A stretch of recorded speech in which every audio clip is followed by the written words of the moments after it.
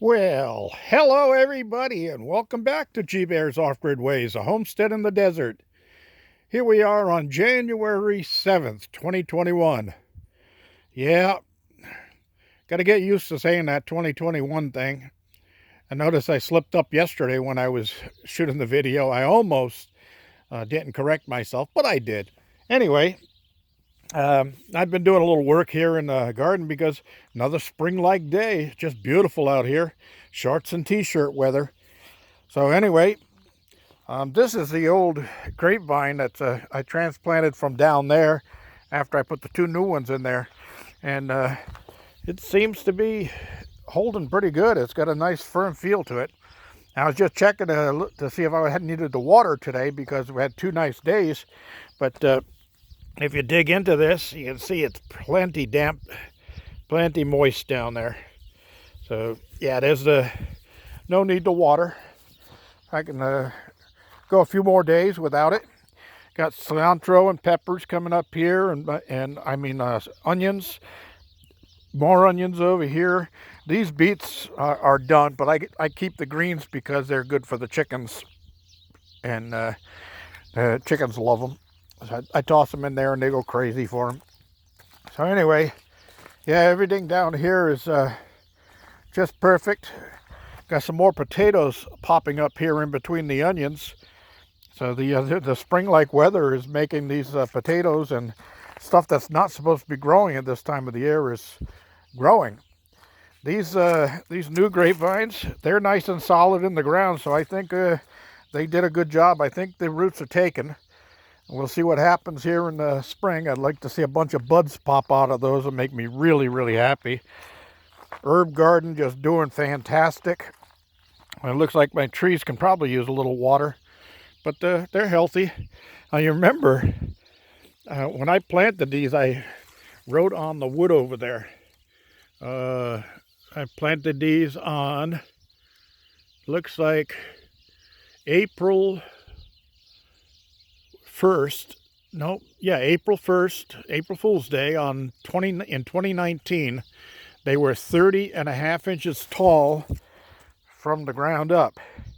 Well, these things are, I would have to say 6 foot 6 inches now. So they're up there about 78 inches in the 2 years. And look at how nice and heavy the base of it is. The soil keeps settling down further and further, and pretty soon I'll be able to remove this plastic holder, and the soil will be level with the ground, but the roots will be well established by then, so I don't have to worry about critters coming underneath and eating the roots up and killing my tree. This tree really getting bushed out, but I'm not sure if I'm going to keep this one. They are messy, but the leaves make good mulch and compost. Here's the other one, and this is also written on here. 33.5 inches on April 1st, 2019. So this is 2 years later, and this one goes all the way up to there. It is probably about 6 foot 6 too. Easy. Anyway, looking good. Nice stuff. And the greens are doing well.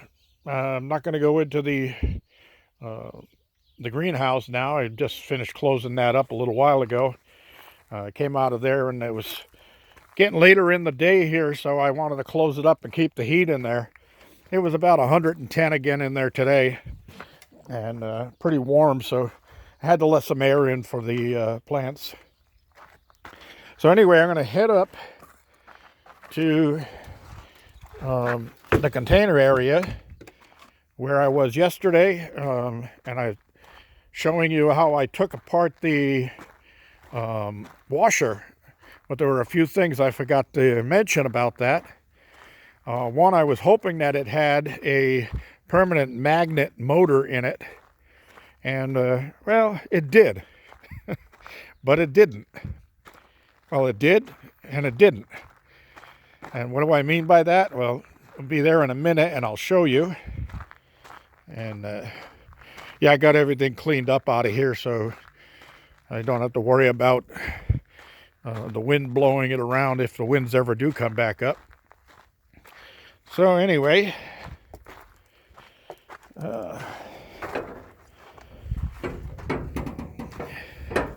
here's the motor, and it is an induction type motor. Pools Jet was right. It was not a permanent magnet motor. So what did I mean when I said it was and it wasn't? Well, the pump motor is a permanent magnet motor. And the permanent magnets are actually on the armature of this motor. And then it has the fields around the outside here where the electricity goes in. So I do have a permanent magnet motor here, but I don't think it's going to be doing me any good because, again, if it says it needs to only run 10 minutes per hour and cool the rest of the hour, even if I go the other direction, if I reverse this thing so that it becomes a generator, it still is going to be limited to that speed, that amount of time for running. So not very helpful. I don't know. I'll see what I can do with it. It might come in handy for something. You know, just a quick boosh of water if I need it. Yeah, boosh. No, not the beer bush. A beer sounds good about now. Anyway, yeah, I got to get in here and get this thing cleaned out and organized better. So I was in here looking for some stuff earlier and just going crazy going, I know I've got it. Where is it? Well, one of the problems with having a lot of everything is it's hard to find stuff when you need it. Okay, so let's get this closed up here, and we'll head up over around the corner here where I moved all of the parts from the washer. Now, what am I going to do? This thing, I was thinking, you know, that'd make a nice grow bucket for a tree. I can plant a fruit tree in there, and critters can't get to the roots. So that's one thought. These sheets of metal, I always save these because they come in handy for one thing or another. And if I need a piece of sheet metal, a heavy-duty sheet metal for something, I got it. If I need to cover something, I've got it. If I need a door on something, I got it. Normally, the tubs on the older style washers are all metal.